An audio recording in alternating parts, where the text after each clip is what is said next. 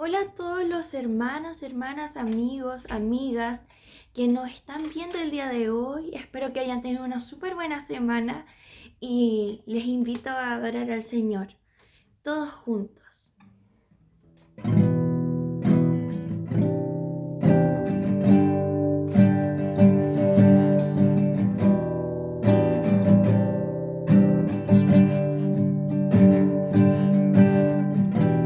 Nuestros corazones insaciables son hasta que conocen a su Salvador.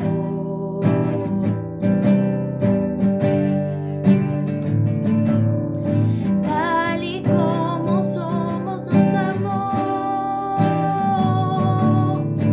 Hoy nos acercamos sin temor. Él es el agua que al beber nunca más tendremos sed. Jesucristo basta, Jesucristo basta.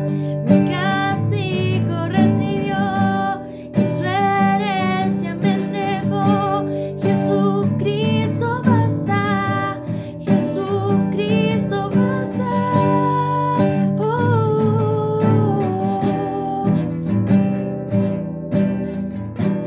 Fuimos alcanzados por su gran amor, con brazos abiertos nos recibe hoy.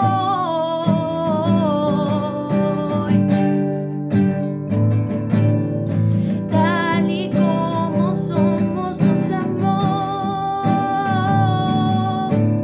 Hoy nos acercamos sin temor, sin temor. Tal y como somos nos amó. Hoy nos acercamos sin temor. Él es el agua que al beber nunca más tendremos sed. Jesucristo basta, Jesucristo basta. Mi castigo recibió y su herencia me entregó. Jesucristo basta, Jesucristo basta. Jesucristo basta.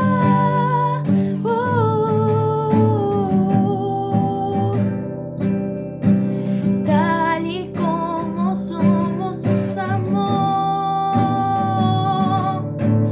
Hoy nos acercamos sin temor, sin temor. Tal y como somos nos amó. Hoy nos acercamos sin temor. Y Él es el agua que al beber nunca más tendremos sed. Jesucristo basta, Jesucristo basta. Mi castigo recibió y su herencia me entregó. Jesucristo basta, Jesucristo basta.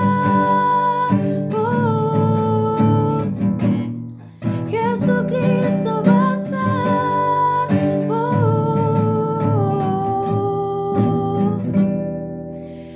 Sí, Señor, solo tú basta en nuestras vidas. Gracias, Padre, porque nadie se compara a ti. Bendito eres tú, Señor. Te amamos, Padre.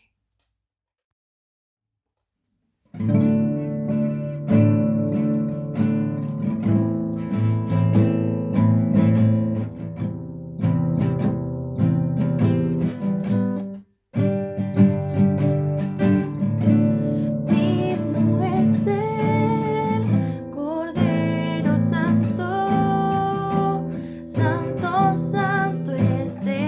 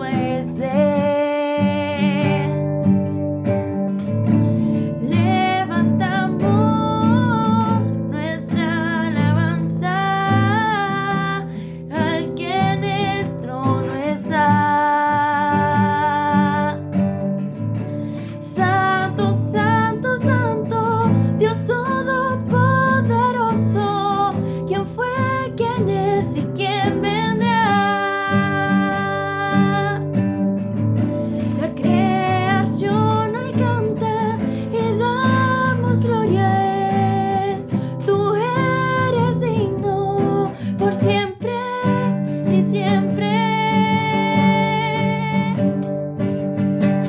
Sí, Señor, tú eres digno de toda alabanza, de toda adoración. Te exaltamos, te glorificamos, Padre.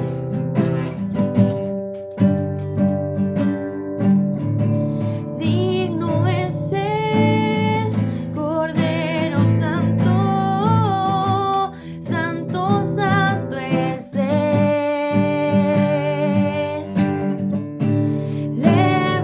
Levantamos nuestra alabanza al que el trono está.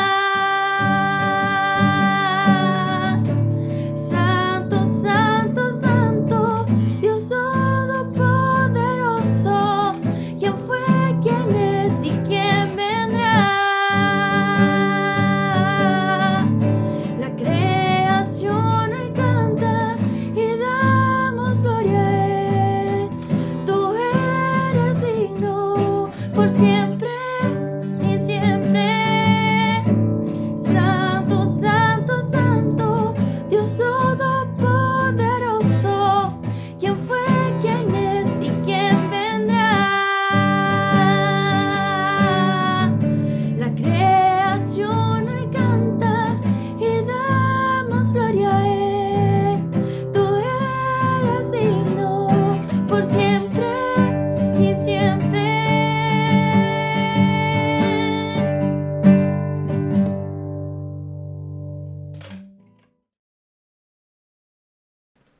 Hola a todos, queridos hermanos, sean muy bienvenidos a este nuevo estudio bíblico, a esta nueva serie que comenzamos el día de hoy.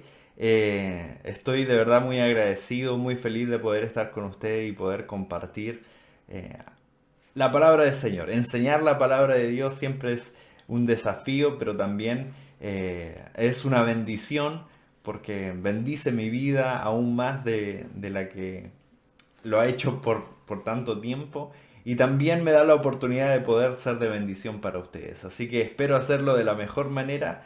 Y bueno, y vamos a tocar un tema bastante rico, bastante interesante, bastante bonito también, que tiene que ver con los evangelios. A lo mejor alguno ya vio el flyer que está rondando por ahí, por las redes sociales, ¿cierto?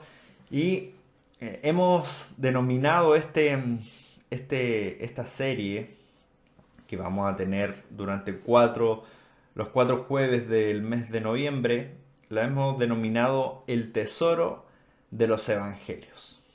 ¿Ya? El Tesoro de los Evangelios. Vamos a hablar de los 4 evangelios, un jueves dedicándole a cada evangelio, ¿cierto? Seguramente tú ya has leído y releído los evangelios, o quizás solamente has leído uno de los 4, y esto te va a ayudar como una antesala para volver a leerlo y o tener una perspectiva diferente y entender un poco más cada uno de los evangelios. La verdad es que estoy siendo un poco cuidadoso con mis palabras porque no quiero adelantarme a nada de lo que tengo que decir en los diferentes estudios. Así que por eso estoy siendo un poco cuidadoso en esta introducción. Pero sí quiero invitarte a que pongas mucha atención y quiero invitarte también a que tengas tu lápiz y tengas un cuaderno a mano porque va a ser sumamente necesario, muy importante que podamos tomar apuntes, que podamos tener notas, que podamos dejar guardado, sobre todo para aquellos que tenemos mala memoria, necesitamos tener apuntes a mano, ¿sí? Y quiero invitarte a eso, pero quiero también invitarte a probar algo, que a mí me gustan los desafíos, probar cosas, y bueno, quiero probar algo con ustedes. Vamos a hacer una sección de preguntas, pero ¿cómo lo vamos a hacer? Si tú tienes una pregunta relacionada, por favor, relacionada con el tema que vamos a ver cada estudio, te invito a que la escribas ahí en el chat, que las escribas, la dejes en los comentarios y una vez finalizado todo el estudio, yo los voy a juntar todas las preguntas y voy a tratar de responderlas en el estudio siguiente. ¿Ok? vamos a hacer esa modalidad, a ver si resulta. Primera vez que veo que se va a hacer algo así, a mí se me ocurrió y bueno, vamos a ver qué resulta, ¿sí? Así que les invito a que si tienen alguna pregunta con respecto a lo que va saliendo, eh, pueden hacerla, ¿sí? Probablemente hay cosas que yo no voy a alcanzar a tocar y que a lo mejor hay alguien que la sepa y también puede aportar ahí entre medio, no hay ningún problema. La idea es que aprendamos en conjunto sobre la palabra de Dios, ¿sí? Bien, vamos a partir, pero antes quiero orar para que el Señor bendiga este tiempo. Sí, Señor, gracias te doy por tu palabra, gracias te doy porque sin duda tú tienes algo preparado para nosotros durante este mes y también quiero, Señor, que podamos eh, poder desarrollar, poder entender de la mejor manera lo que tú tienes para nosotros en cada estudio bíblico. Señor, que tu palabra se haga viva y se haga eficaz en nuestras vidas y que podamos entender, reflexionar y también, Señor, podamos llevar a la práctica lo que tú nos enseñas. En el nombre de Jesús, amén. Bien, los cuatro evangelios. Seguramente ya sabes cuáles son. ¿Sí? Mateo, Marcos, Lucas, Juan. Son los primeros cuatro libros del Nuevo Testamento y capaz que ya los has leído innumerables de veces y está súper bien. A mí me encantan los evangelios, los vuelvo a leer siempre, hay algo nuevo que sacar. Pero hay algo que aprendí en el Instituto Bíblico, de que siempre cada vez que uno vaya a leer un libro, tiene que tratar de buscar algunas cosas que vayan a enriquecer la lectura. ¿Sí? Y básicamente de eso se va a tratar estos cuatro estudios, estos cuatro jueves. ¿Ya? Cómo enriquecer previamente el estudio de los evangelios. ¿De qué se tratan los evangelios? ¿Quién escribió los evangelios? Preguntas que nos vamos a responder. ¿Sí? Sin duda, la Biblia en general tiene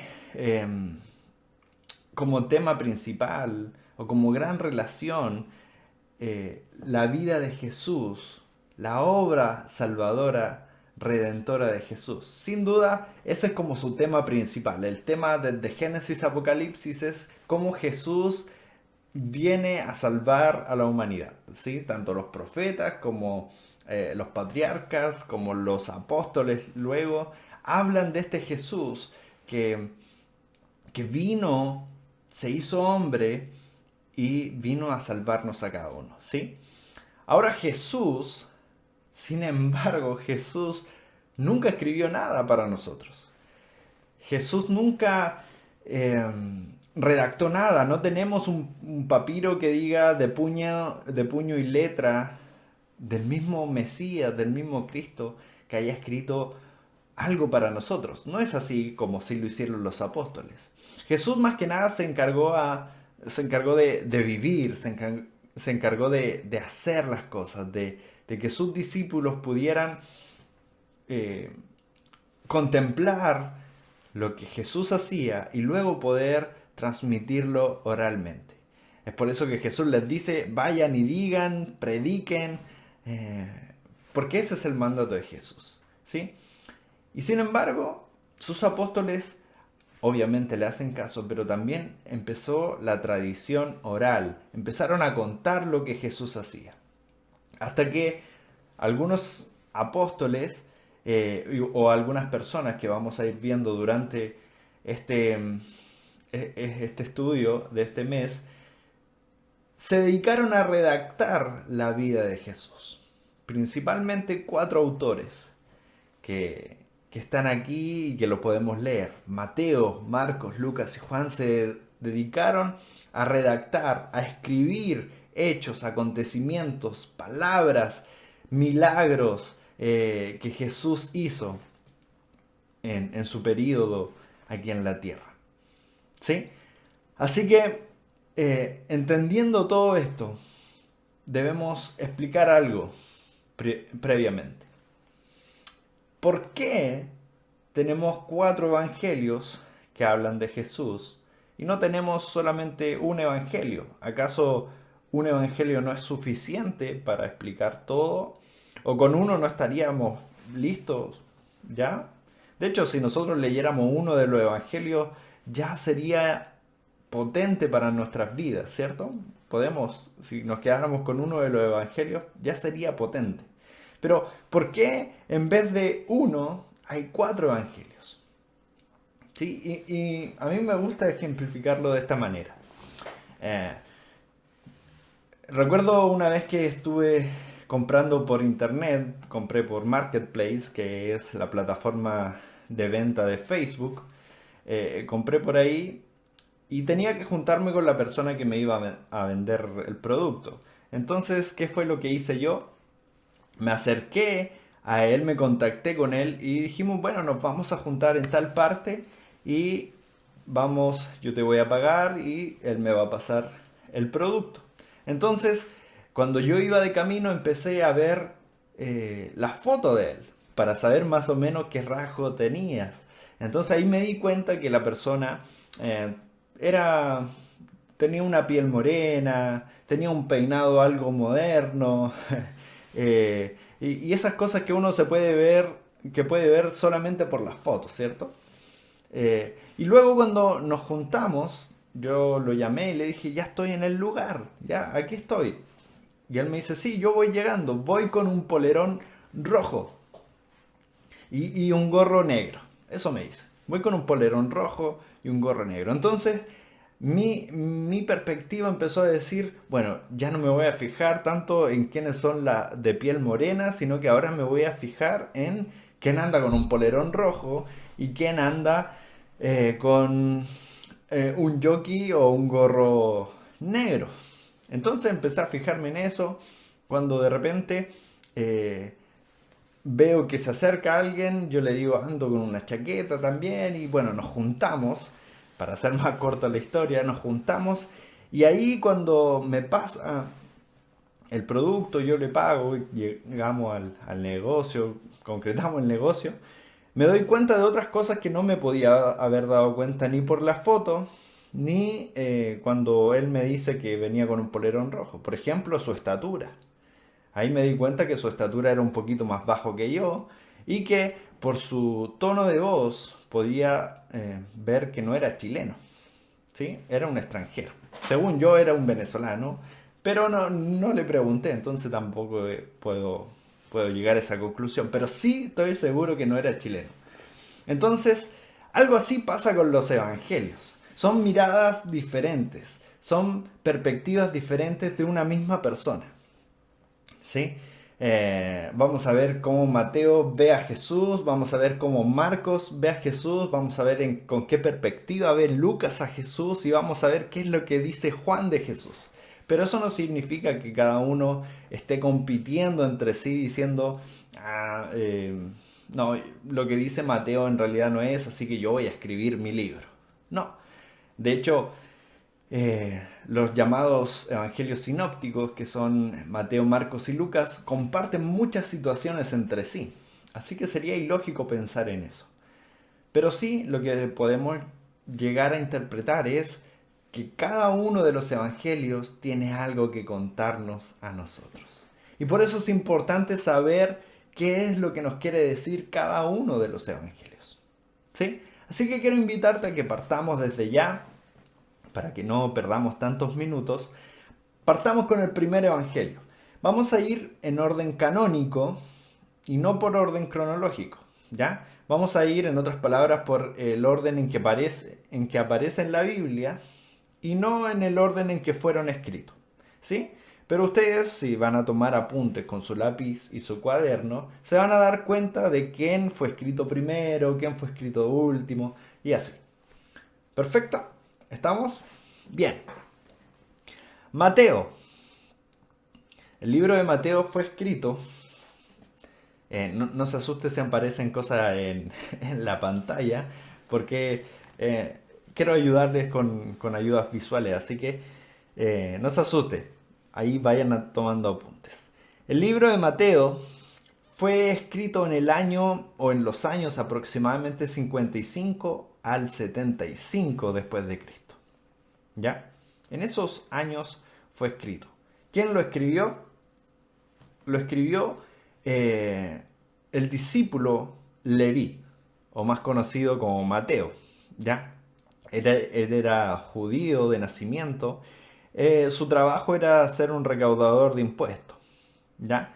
Esto lo podemos encontrar en el mismo libro de Mateos, en el capítulo, Mateo, perdón, en el capítulo 9, versículo 9.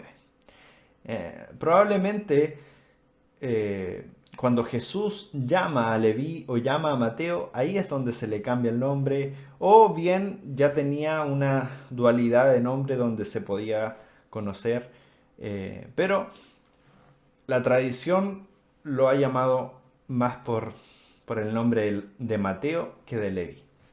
Ya entonces nos quedamos con que Leví y Mateo son la misma persona en realidad. Y es el autor de este libro.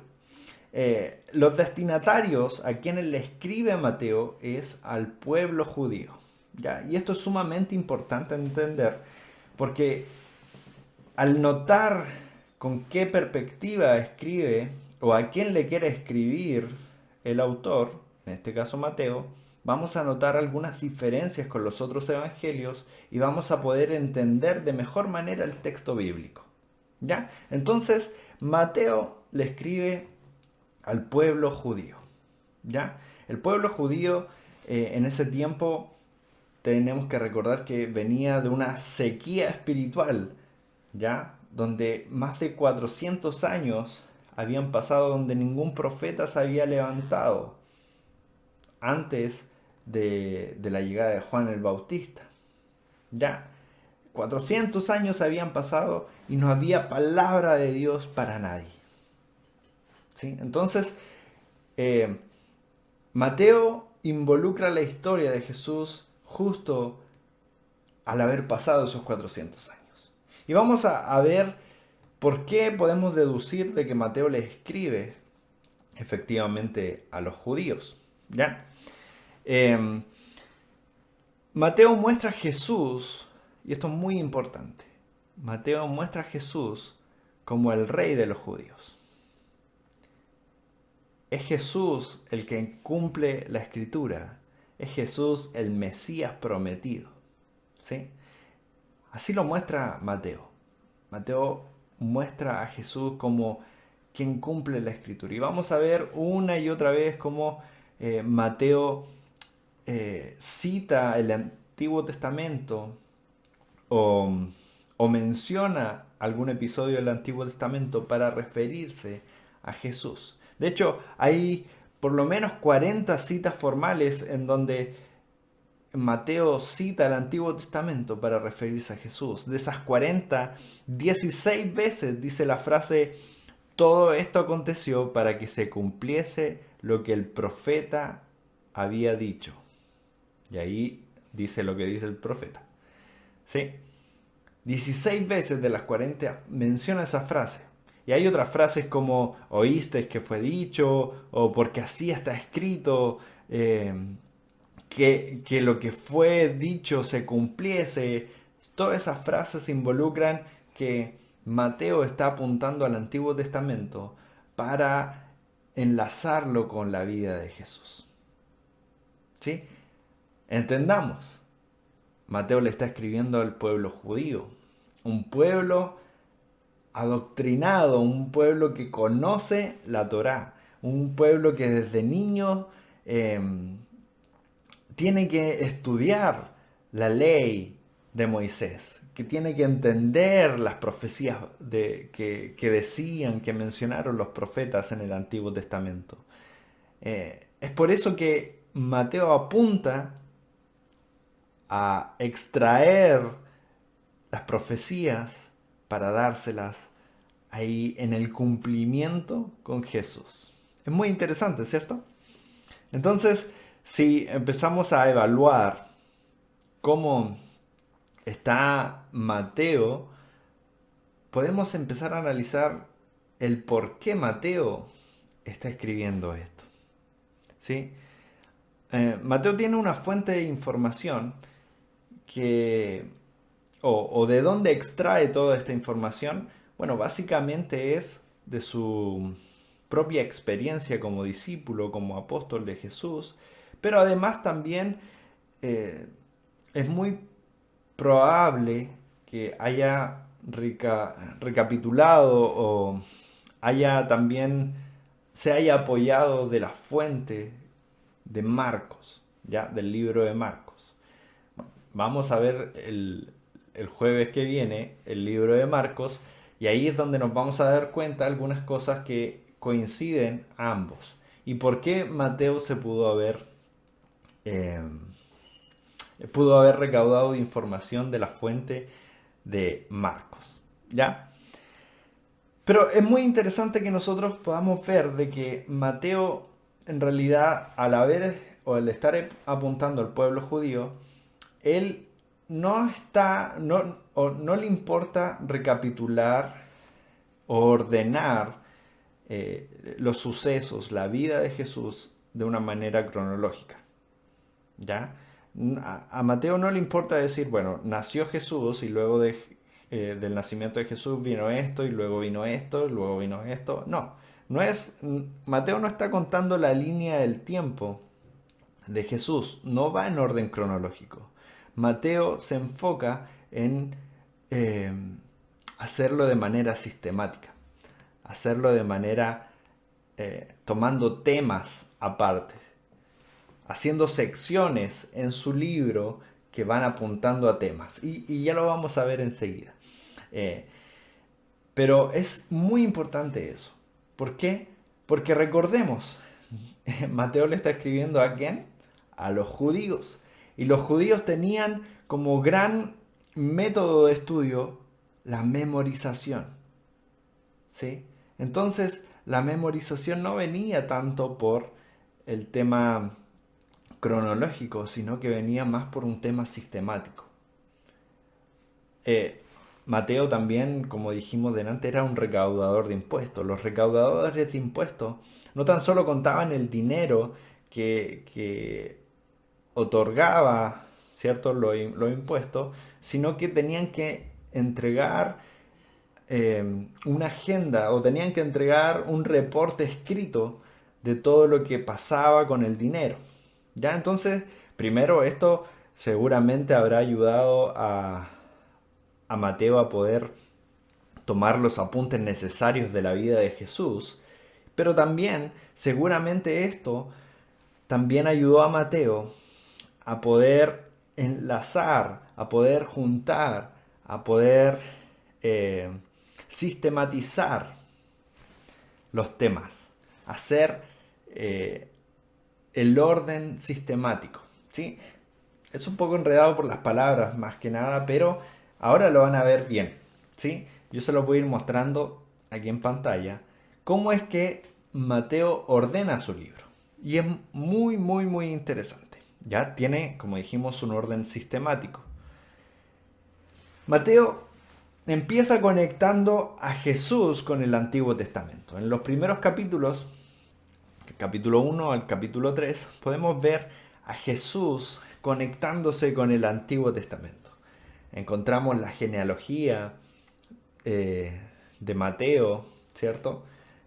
Que empieza con Abraham, que pasa por David, grandes referentes de la historia judía, hebrea, y vemos también el tema del nacimiento de Jesús y cómo ya empezaba a cumplirse las profecías, ¿sí? De que había de nacer en Belén, de una mujer virgen, y todas esas profecías empezaron a verse cumplidas en Jesús. Profecías del Antiguo Testamento cumplidas en Jesús. Desde el inicio, desde el capítulo 1 hasta el capítulo 3. Todo eso iba a involucrarse, el Antiguo Testamento con Jesús. Y esa es la primera sección. La segunda sección que tiene es el anuncio del reino de Dios. ¿Sí? Desde el capítulo 4 al capítulo 7, es aquí donde nosotros encontramos el gran sermón del monte con las bienaventuranzas, las enseñanzas de cómo uno debe vivir en el reino de Dios. ¿Sí? Eso es lo que pasa en la segunda sección. En la tercera sección encontramos un tema muy importante, el reino en la vida de las personas. ¿Sí? Este reino que parecía que fuera solamente exclusivo para algunos, ahora se hace cercano para otros, se hace cercano para algunas personas. Y es aquí donde podemos ver los milagros, los diferentes milagros que Jesús hace en los capítulo 8, capítulo 9, donde Jesús sana, donde Jesús salva, donde Jesús cuida. Ahí hay 9 milagros donde nos van a ayudar a cómo el reino de Dios se acerca a las personas. Cómo este poder del rey, el rey Jesús, el rey mesiánico, eh, se acerca a las personas. Y entre medio de todos esos milagros también está el tema de el llamado de Dios, el llamado de Jesús a seguirle. ¿Sí? Así que ese es el tema, el reino en la vida de las personas. El cuarto tema es la respuesta de la gente y las parábolas del reino. ¿Sí? La respuesta de la gente es porque ahí es donde hay algunos que empiezan a aceptar a Jesús como el Mesías, otros que en realidad tienen dudas como su familia, ¿sí? Como su familia que empieza a dudar si es o no, o el mismo Juan el Bautista que hace esa pregunta, y otros que simplemente lo rechazan, que por lo general fueron los líderes religiosos. Pero Jesús, al ver estas negativas o al ver estas respuestas, él también responde de manera como maestro, enseñando a través de parábolas. ¿Sí? Es ahí donde podemos ver la parábola del sembrador, la parábola de la semilla de mostaza, el tesoro escondido, donde el Señor Jesús apunta a estas decisiones que uno va tomando. ¿Sí? Entonces el cuarto era la respuesta de la gente y las parábolas del reino. El quinto es el reino del rey mesiánico. ¿Sí? Es aquí donde Jesús les enseña a sus discípulos qué significa o qué significaba ser en realidad el Mesías prometido. Porque ellos, recordemos que el pueblo judío y entre esos los fariseos esperaban una revolución, esperaban un rey que llegase a imponerse sobre el imperio romano y pudiesen llegar a tener su propio rey, ¿sí? Pero de manera brusca, de manera con fuerza de hombre. ¿Sí? Sin embargo, aquí Jesús toma este ejemplo y es aquí donde, por ejemplo, podemos encontrar la gran respuesta de Pedro, donde Jesús le pregunta, ¿quién dice que son, quién dice ustedes que soy yo? Y Pedro ahí dice, Señor, tú eres el Mesías prometido. ¿Sí? Y es ahí donde Jesús le explica a Pedro que en realidad el Mesías tiene que sufrir. ¿Sí? Entonces, es ahí es donde encontramos el reino mesiánico. ¿Sí? Pero también en ese momento es donde empieza el reino al revés, que le digo yo. Es donde Jesús empieza a enseñar que en realidad todo lo que parece que fuera mejor, en realidad es lo peor, o lo que parece que fuera peor es lo que en realidad hay que hacer, como por ejemplo el mayor debe servir al menor, como hay que perdonar a los enemigos, que hay que dar para recibir. Todo eso empieza a decir Jesús en esta temática. ¿Sí? La sección 6 apunta a la venida del rey. ¿Ya? Es aquí donde los reinos humanos y el reino de los cielos chocan. Aquí vamos a ver cómo Jesús entra a Jerusalén como un Mesías, pero al ratito después vemos que está destrozando el templo porque justamente las costumbres religiosas han cambiado lo que de verdad debería ser el reino de Dios. ¿Sí? Y es aquí donde Jesús trata hipócritas a los religiosos y estos fariseos empiezan a tramar, a buscar la manera de matar a Jesús. Y por último tenemos la última sección que tiene que ver con la última semana de Cristo o la pasión de Cristo, ¿sí? Donde vemos a Jesús que ha sido crucificado, que muere, que resucita y que asciende, entregando la gran comisión a sus discípulos. Y podemos ver cómo Mateo tiene 7 secciones donde puede cada uno identificarse. Y es muy importante porque el número 7 para los judíos es un número de perfección, un número muy simbólico, un número que para el pueblo judío simboliza eh, la perfecta situación de cualquier cosa. Por ejemplo, el tema más simbólico o más conocido es la creación, que Dios creó todo en 7 días, y para los judíos era muy importante eso. Entonces Mateo involucra esto y hace 7 secciones para poder involucrar temáticamente. ¿Por qué? Porque le está escribiendo a los judíos y que quería que reconocieran a Jesús como rey, y el método que ocupó era un método sistemático para que pudieran memorizar cada uno de estos temas. ¿Sí? Interesante. Interesante. Ahora, Mateo tiene algo muy, muy, muy arraigado, un tema muy profundo, que es que en todas partes, en todos los capítulos, o la gran mayoría de los capítulos, hace referencia a Jesús como rey. A Jesús como rey. Eh, y esto es muy, muy interesante porque apunta a cómo Mateo espera que los judíos reciban a Jesús. Nosotros obviamente tenemos una cultura totalmente diferente, pero los judíos, como les digo, estaban esperando a alguien que luego cuando Mateo escribe ya no existe, ya no está. Y es por eso que Mateo está diciendo, ¿saben? En realidad Jesús sí era rey. A lo mejor no terminó de apoderarse con el reino como nosotros queríamos contra el imperio romano, pero Jesús era rey. Y empieza a demostrarlo. Y quiero citarle algunos pasajes que nos vamos a dar cuenta. Y me gustaría terminar con una reflexión con respecto a eso. ¿Sí? Mateo muestra a Jesús como rey de nuestras vidas. Mateo apunta al nacimiento de Jesús con un linaje real.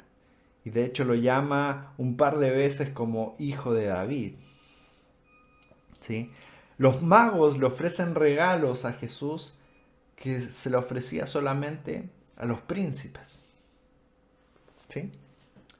El discurso del Sermón del Monte es como un manifiesto de un rey, es como un discurso político, es como un discurso de esto es lo que hay que hacer, estas son las leyes, así es mi reino, yo le propongo esto. Estamos muy, muy de moda ahora, justo se acerca la elección y podemos ver a los políticos que ofrecen, que dicen que esto es lo que se debería hacer, esto es lo que no se debería hacer. Bueno, Jesús hace su Sermón del Monte muy parecido a lo que es un discurso de un rey, un discurso político, obviamente enfatizándose en que su reino es el que corresponde. ¿Sí? Las parábolas, el mismo Jesús dicen que es un misterio del reino. Se presenta a Jesús como rey en su entrada triunfal. Se escribe en la cruz, ¿se acuerdan? Lo que dice, este es Jesús, el rey de los judíos.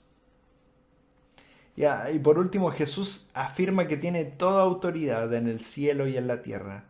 Y como rey manda a sus discípulos a evangelizar a las naciones.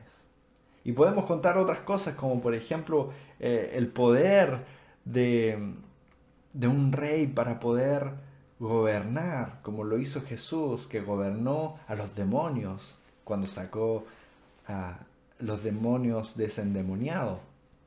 ¿Sí?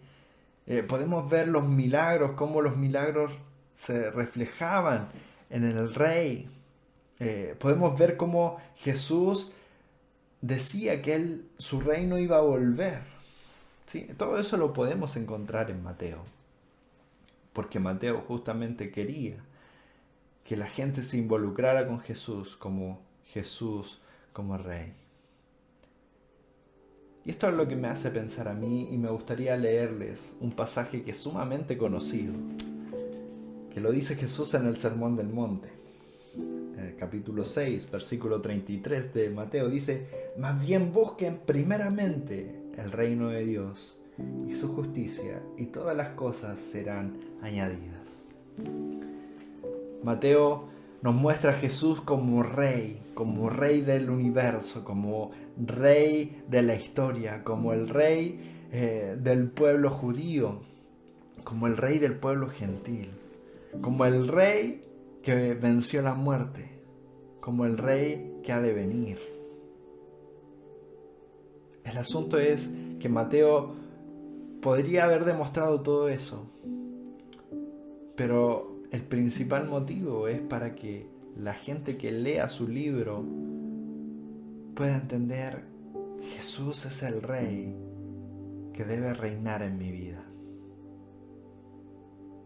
Cuando Jesús dice estas palabras